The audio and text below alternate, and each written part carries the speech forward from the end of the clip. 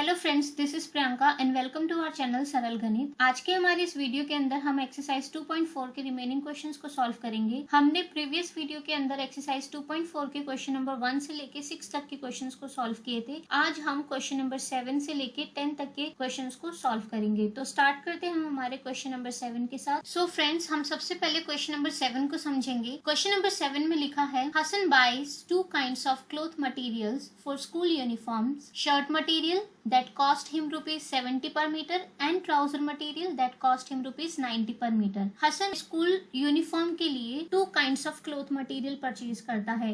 एक वो परचेज करता है शर्ट के लिए, दूसरा वो परचेज करता है ट्राउजर के लिए। हसन को शर्ट मटेरियल पड़ता है 50 रुपीज का पर मीटर के हिसाब से। पर मीटर मतलब 1 मीटर क्लोथ वो खरीदता है तो उसको 50 रुपीज का मिलता है। एंड ट्राउजर मटेरियल उसको मिलता है 90 रुपीज पर मीटर के हिसाब से। मतलब 1 मीटर ट्राउजर मटेरियल परचेज करेगा तो उसको कितने रुपए पे करने पड़ेंगे? 90 रुपीज। क्लियर है? आगे पढ़ते हैं। For every 2 metres of trouser material he buys 3 metres of shirt material. Hasan जब भी 2 मीटर ट्राउजर मटेरियल खरीदता है तो वो 3 मीटर्स क्या खरीदता है? Shirt material. यहाँ तो क्वेश्चन क्लियर है। आगे पढ़ते हैं। He sells the material at 12% and 10% profit respectively. अब वो क्या करता है? उस मटेरियल को आगे सेल कर देता है 12% एंड 10% प्रॉफिट पर। ठीक है, आगे पढ़ते हैं। His total sale is rupees 36,660। उसकी जो टोटल सेल होगी दोनों मटेरियल को बेचने के बाद वो कितनी आई? 36,660 रुपीज। आगे आपसे पूछता है, how much trouser material did he buy. उसने जो था कितना ट्राउजर मटेरियल परचेज किया, आपको ये फाइंड करना है। क्वेश्चन समझ आया?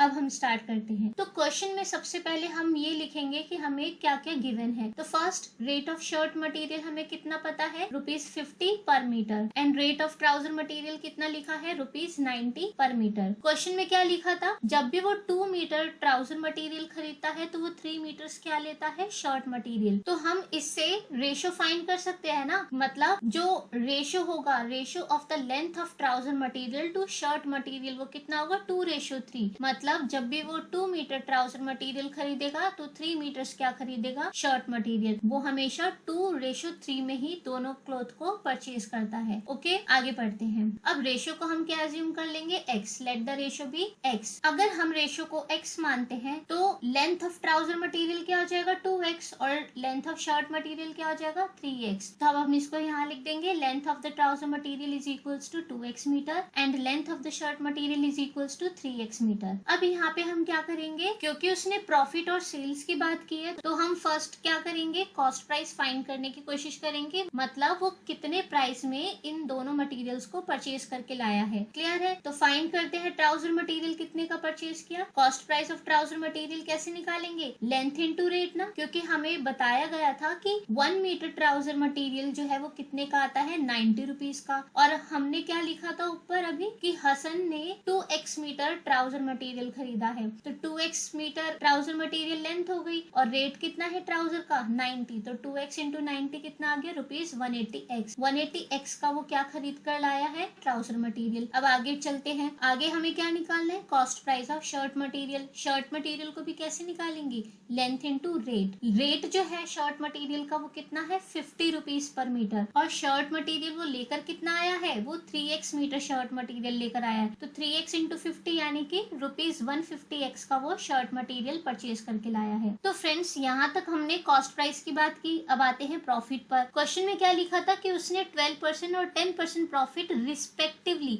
रिस्पेक्टिवली का मतलब है, ऊपर वाली लाइन देखो, for every 2 metre trouser material he buys 3 metre shirt material. Respectively का मतलब है कि जो 12% है वो पहले वाले मटेरियल के साथ जाएगा और जो 10% है वो दूसरे वाले मटेरियल के साथ जाएगा। मतलब जो ट्राउजर मटेरियल है उसको वो 12% प्रॉफिट पर बेचता है और जो शर्ट मटेरियल है उसको वो 10% प्रॉफिट पर बेचता है। ये चीज क्लियर है? तो हमने यहाँ लिखा percentage of profit on trouser material कितना है? 12% है ना। सेलिंग प्राइस का जो फॉर्मूला होता है वो क्या होता है? Cost price into 100 plus profit percent divided by 100। अब हम क्या करेंगे? ट्राउजर मटेरियल का सेलिंग प्राइस फाइंड करने की कोशिश करेंगे। Selling price of trouser material is equals to, अब हम फॉर्मूले के अंदर वो सभी वैल्यूज को पुट करेंगे जो हमें पता है। ट्राउजर मटेरियल का कॉस्ट प्राइस अभी हमने निकाला 180x यहाँ लिखा into 100 as it is. Profit percent कितना है? 12%। यहाँ पे पुट किया डिवाइडेड बाय 100। अब हम क्या देख रहे हैं, 180x as it is, 100 plus 12 कितना होता है 112 डिवाइडेड बाय 100। अब हम क्या करेंगे, यहाँ 0 से इस 0 को कैंसिल कर देंगे, तो ये क्या बचा 18x इंटू 112 डिवाइडेड बाय 10। एक बात हमेशा याद रखना फ्रेंड्स, जब भी डिनोमिनेटर के अंदर 10, 100, 1000 हो तो कभी भी उसको कैंसिल मत करना अगर वो हो भी रहे हैं तो, क्योंकि वो 10, 100, 1000 क्या बनता है, ऊपर जाके डेसिमल बन जाता है, जिससे हमारी कैलकुलेशन क्या होती है, इजी हो जाती है। तो वही चीज हम यहाँ पे ध्यान रख के करेंगे कैलकुलेटर से। सो गाइस, जब हम 18x को 112 से मल्टीप्लाई करेंगे क्या आएगा 2016x डिवाइडेड बाय 10। अभी नीचे डिनोमिनेटर में 10 है, तो इस 10 को जब हम हटाएंगे तो ऊपर जाके क्या बन जाएगा डेसिमल, और क्योंकि नीचे डिनोमिनेटर में एक 0 है तो इस नंबर के अंदर 2016 के अंदर हम क्या करेंगे, लास्ट में एक डिजिट के बाद पॉइंट लगा देंगे, जिससे हमारा आंसर क्या आया ₹201.66। ये क्या आया हमारा सेलिंग प्राइस ऑफ ट्राउजर। अब इसी तरह से हम selling price of shirt material find करेंगे। सो हमें क्वेश्चन में क्या दे रखा था, शर्ट मटेरियल को 10% प्रॉफिट पर बेचा, तो हम यहाँ पे लिख देंगे profit percentage of shirt material is equals to 10%। अब हम शर्ट मटेरियल का सेलिंग प्राइस फाइंड करते हैं। अगेन सेलिंग प्राइस का फॉर्मूला क्या होगा, in case of profit percentage given, selling price का फॉर्मूला होगा cost price in 100 plus profit percent divided by 100। अब हमें जो जो वैल्यूज पता है वो हम पुट कर देंगे। यहाँ पे हमें क्या चाहिए, कॉस्ट प्राइस। देखो अभी हमने कॉस्ट प्राइस फाइंड किया था शर्ट मटेरियल का, कितना आया था 150x, तो हमने 150x यहाँ पे पुट कर दिया into 100 as it is. Profit percent कितना है 10% डिवाइडेड बाय 100, तो ये क्या आया 150x इंटू 100 प्लस 10 इज 110। तो ये क्या बना 150x इंटू 110 डिवाइडेड बाय 100। अब हम क्या करेंगे, न्यूमरेटर एंड डिनोमिनेटर में जो 0 एक दूसरे को कैंसिल कर रहे हैं वो कैंसिल हो जाएंगे। इस लास्ट 0 से ये वाला 0 कैंसिल हुआ और इस 0 से इस 0 को कैंसिल कर दिया, तो बचा क्या ये 15x इंटू 11। और जब आप 15 को 11 से मल्टीप्लाई करेंगे तो आंसर कितना आएगा 165x। ये चीज क्लियर है। तो शर्ट मटेरियल का सेलिंग प्राइस क्या है ₹165x।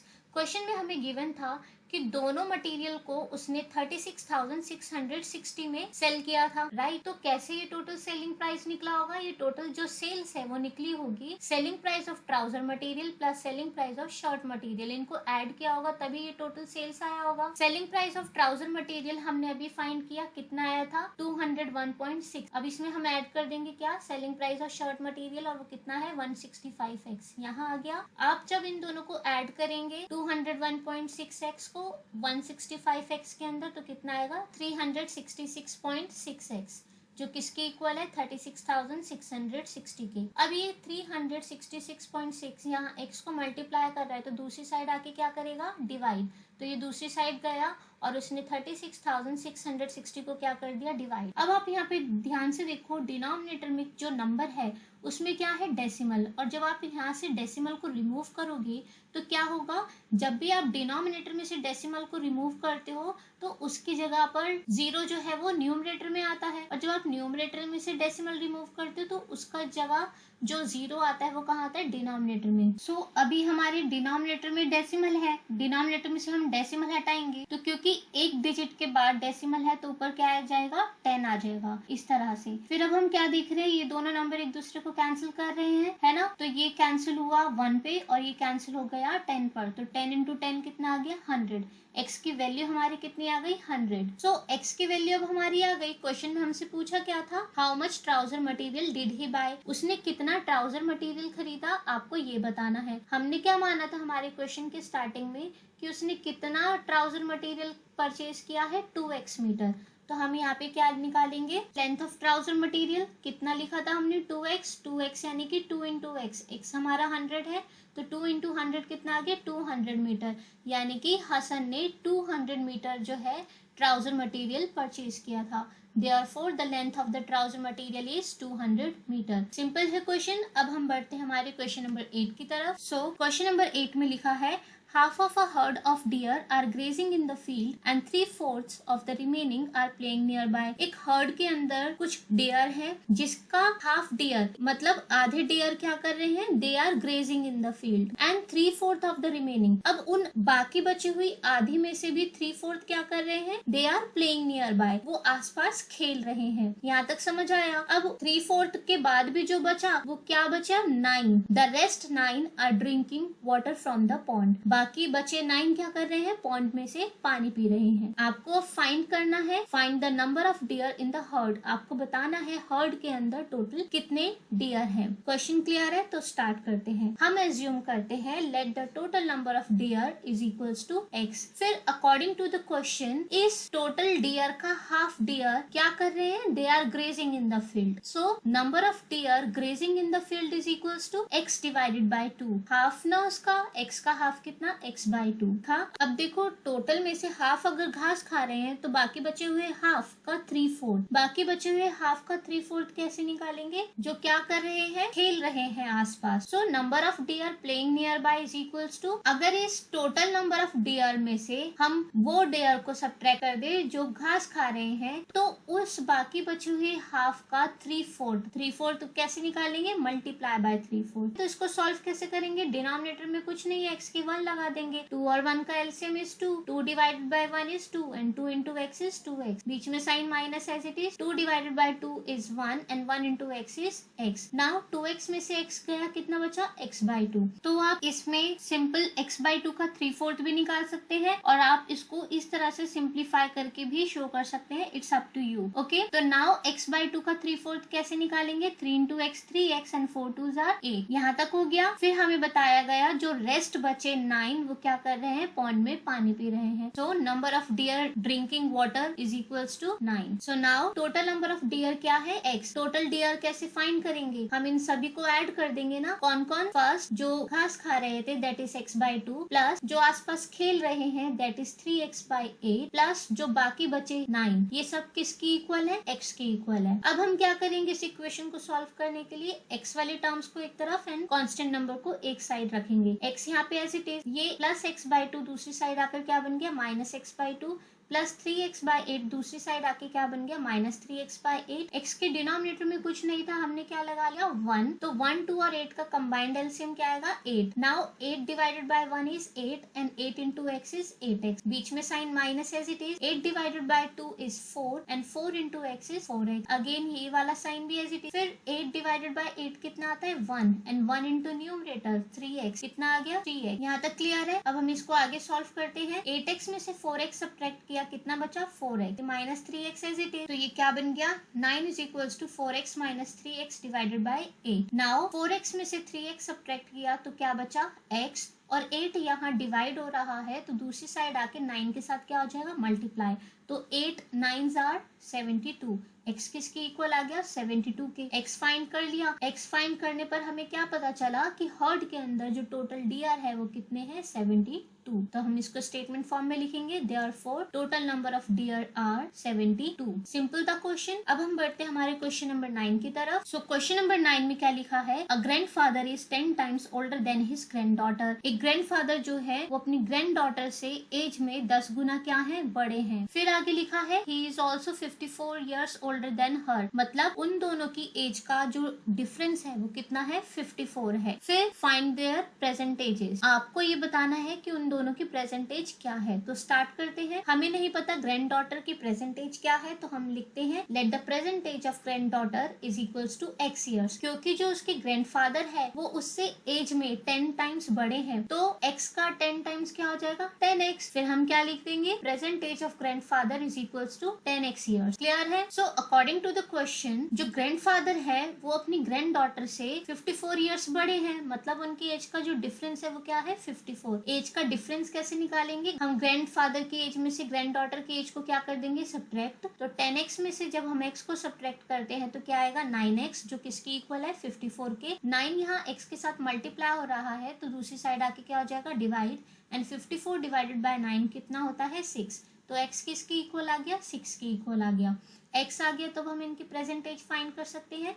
Present age of granddaughter हमने x माना था, यानी कि ग्रैंड डॉटर 6 इयर्स की है। Present age of grandfather हमने क्या लिखा था ऊपर, 10x, तो 10x, x हमने 6 माना, 10 इंटू 6 कितना आ गया 60 ईयर्स, यानी कि ग्रैंडफादर 60 ईयर्स की हैं। Clear question. अब हम इसको स्टेटमेंट फॉर्म में लिखेंगे, therefore present age of granddaughter is 6 years and present age of grandfather is 60 years. Simple. अब हम मूव करते हैं हमारी लास्ट क्वेश्चन की तरफ, क्वेश्चन नंबर 10। क्वेश्चन नंबर 10 में लिखा है Aman's age is 3 times his son's age. Aman की जो एज है वो उसकी सन की एज का 3 टाइम्स है। Now 10 years ago he was 5 times his son's age। 10 साल पहले वो अपनी सन की एज का 5 टाइम्स के इक्वल था। अब आपसे पूछा है फाइंड देयर प्रेजेंट एजेस, दोनों की प्रेजेंट एज कितनी है, मतलब अमन की प्रेजेंट एज कितनी है और उसके सन की एज कितनी है। क्लियर। तो स्टार्ट करते हैं। हम एज्यूम करेंगे कि प्रेजेंट एज ऑफ सन क्या है x years. Let the son's present age is equals to x years, क्योंकि क्वेश्चन में बताया गया था कि जो अमन है वो अपनी सन की एज का 3 टाइम्स है। तो अगर सन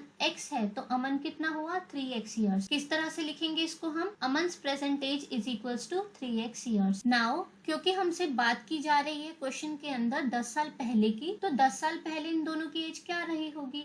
अगर प्रेजेंटली सन x ईयर्स का है तो 10 साल पहले उसकी एज प्रेजेंट एज में से 10 माइनस कर दो, वही रही होगी।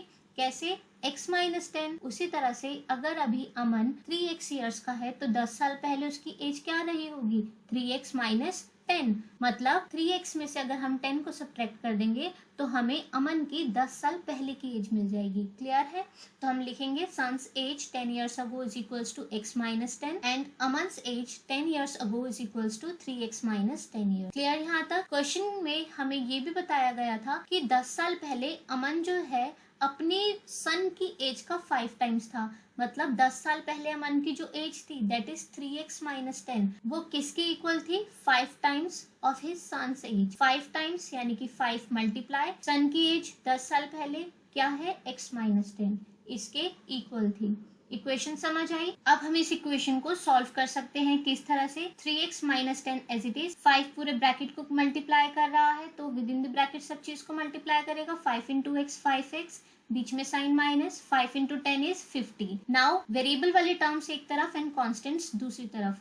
5x यहाँ एज इट इज, 3x दूसरी साइड आके क्या बन जाएगा माइनस 3x, माइनस 10 यहाँ पे एज इट इज लिखेंगे, माइनस 50 इधर आके क्या बन जाएगा plus 50। Now minus plus is minus, 50 में से 10 गया, आंसर इज 40, प्लस 40 आएगा क्योंकि 50 बड़ा है, एंड 5x में से 3x गया, कितना बचा 2x।